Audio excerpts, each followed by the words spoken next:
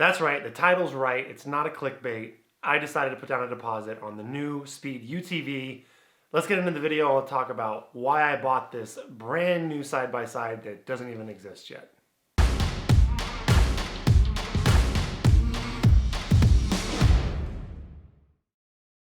What's happening? Nick Olson, Chupacabra Offroad. Welcome back. And before I get into the reasons why I decided to go ahead and put a deposit down and buy one of these new side-by-sides, let's catch up to speed from the last video which we did in this series, which was part 3. It was almost 2 months ago where we spoke in depth about the CVT transmission setup. So by the way, this isn't a paid endorsement. I'm not getting a special bro deal on the unit. I'm not doing it for the internet clout. I'm just a regular guy who thinks that this car could be the next mythical game changer, as we love to call it. I really believe in what it's going to be.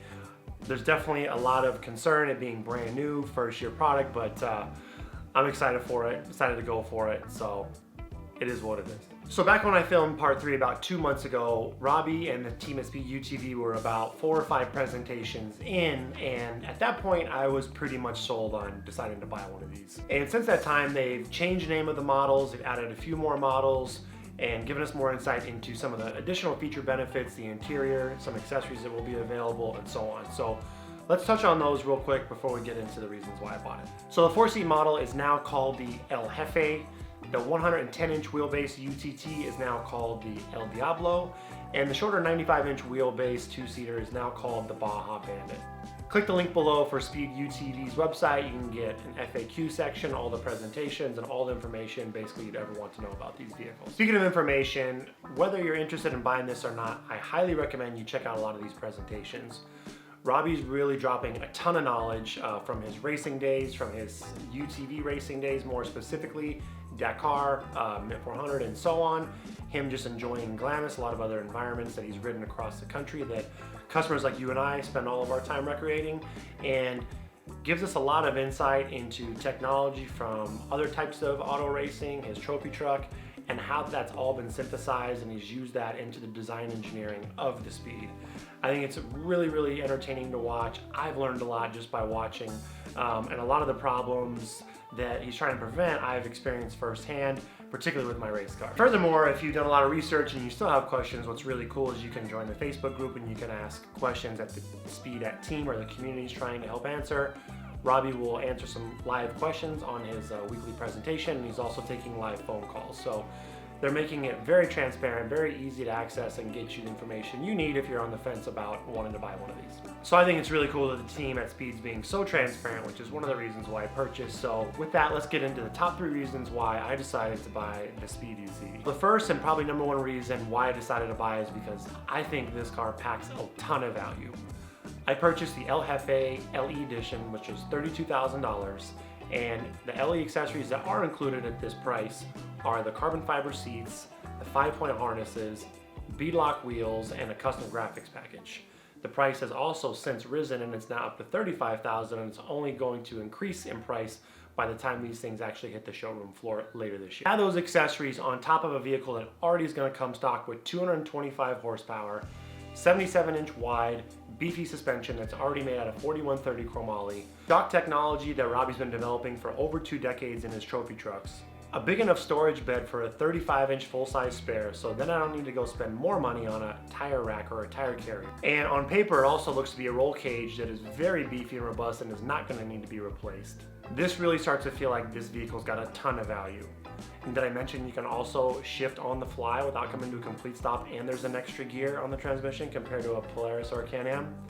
A lot of cool features on this car, guys. They're really starting to add up and make me feel like this is really a lot for $32K. My opinion is that all I really need to do is add a radio, add some lighting, the heaters for my front seats. I gotta have my heated seats, my glass windshield because I'm a big fan of that. Throw in my tools in my cooler and I'm pretty much ready to go anywhere. My paddle tires off my RZR will bolt right up.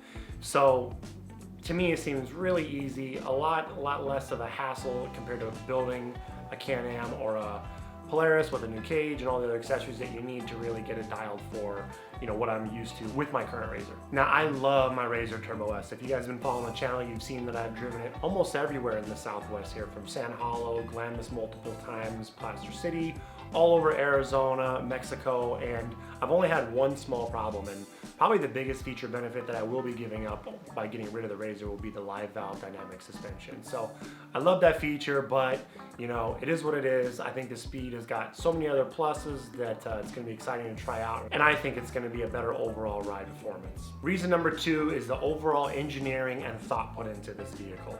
Now, the engineering of all the components collectively, which Robby has really done a lot of deep dives, just make a whole lot of sense. From how the chassis is thought about, any tube that has a bend in it has reinforcement, the design of the suspension with the geometry to work in unison with the shocks, and the technology of the position sensitive dampening that the shocks are going to use. There's just so much that's really thought out. I mean, Robby spent 10 minutes going over the wheel design and how the wheel design really incorporates and works in unison with the suspension geometry to have everything work and handle on something that I think performance-wise on paper seems like it's going to be far and above what I've ever experienced in a side-by-side. Just as recent as yesterday, Robby started showing us some photos of some finished components that are all forged in the front suspension, the hubs, and when you start to look everything down, I mean, he talks about the shoulder of the bolts, everything he's really learned, the design of the plunging axles, so many little thoughtful ideas that I think are all going to add up to an amazing package that you're probably not going to have to work on much, but it's also designed to be really easy to be worked on. A steering rack that's all hydraulic, which he relates to, you know, any type of fast, real off-road vehicle is going to have something similar. You know, much bigger hardware than what the competition is using. It just really seems like everything was looked at. There was no value engineering done.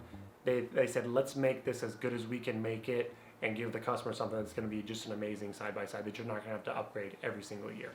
So one funny note, I follow Robby on Instagram, and he posted a video the other day of the steering rack being milled out of billet, and one of his followers asked the question, that looks expensive to replace, and Robby's comment was hilarious. We don't design parts to fail. A little different business model than you might have been used to. So that comment was funny, but it's also a statement. Robby's saying, look, we're not trying to maximize profit of people breaking these things and then selling them replacement parts. And we're not trying to maximize profit to the shareholders. He calls all of us to put a deposit down as shareholder and investing in the company's initial success. And I think the feeling I get from all the presentations, all the data, is that they really are focused on the consumer experience and they're operating differently. They want to just give us the best vehicle, have us have an amazing experience, to have the car be so much more overwhelmingly better than the competition that's going to lead to more sales, a better overall brand experience. He relates this to be more of like a Ferrari or a high-end vehicle compared to what's existing on the market. And it's hard not to believe him if you watch all these videos, you listen to other people like myself who are really excited about the vehicle. Yeah, One in the Wild doesn't really exist yet, and it's a lot of renderings. It's not necessarily real, but I think it's going to be very real very soon. And I think in November, December, I'll look back and realize or feel like it was a really smart decision to go ahead and buy one and be one of the first people to try it out. So I love the transparency in the business model. I'm a big fan of that philosophy. I think in 2020 and beyond, transparency in business is what's going to lead to success. You know, we all want to know more about these businesses, the people that we like. We have access to everybody now with social. I just think that's the way to do business. We try to run Chupacabra the same way. So for that reason, also too, I really want to see these guys win. Also, even if you're not interested in buying this vehicle, like I've said time and time again, we're all going to win if this vehicle comes out and it's really good. It gives us all one more option to consider. It's going to force the competition to step up if it really is that much better than the rest. And like I said, we're all going to benefit from it. So even if you're not buying one, you should be fired up on what the team at Speed are trying to achieve. So finally, to be fair, this is a 2021 model. This is going to hit the dealer showrooms, the first models in late November. And we haven't seen what model year 2021 will be from Can-Am and Polaris. They could have some tricks up their sleeve. We're going to see the Can-Am release later this month on the 30th of June. Polaris is usually about a month behind in late July, and for sure we'll be doing some videos talking about what these 2021 models are going to be from both competitors, and then we'll talk about how they stack up to the Speed. By then I think we'll see some prototypes running around in the wild from Speed. I think it's really going to be exciting, as a lot of us here in the Southwest are going to be getting through summer, getting excited about gearing up and making purchasing decisions on all of you guys are in the market of considering buying a new rig this year. So thank you guys for watching the video. Let me know if you're interested in buying my Turbo S. It'll be for sale in a few months. I'm excited to try something new. I'm excited to use it as as a platform to create a lot more content for you guys. I think it's going to be exciting. I think, if I was the consumer, I'd want to see somebody in the Southwest who really off-roads all over the place, how it holds up for them. And we're going to be doing that. So I have a lot of fun ideas. Comment below if you have any ideas for content, or if you guys are buying a speed out there as well. We should definitely link up and maybe do a group ride. I'm got a lot of buddies that have all different types of vehicles, so I think it'd be fun to get them to drive it, ride in it, see how it compares to their Can-Am, their Polaris, their race car, or whatever they've got, in certain environments. I have buddies that have sand cars, of course, so it's gonna be really fun, and I'm really excited to use it, to use it for a lot of content creation. Maybe try it back to back with some 35-inch tires versus some 32. Take that sucker all over the place. So once I get that thing, it's gonna be busy. We're gonna have a lot of trips planned just to really put some miles on that thing and see how she holds up. If you guys like the content, please like and subscribe, and we've got a lot more coming your way.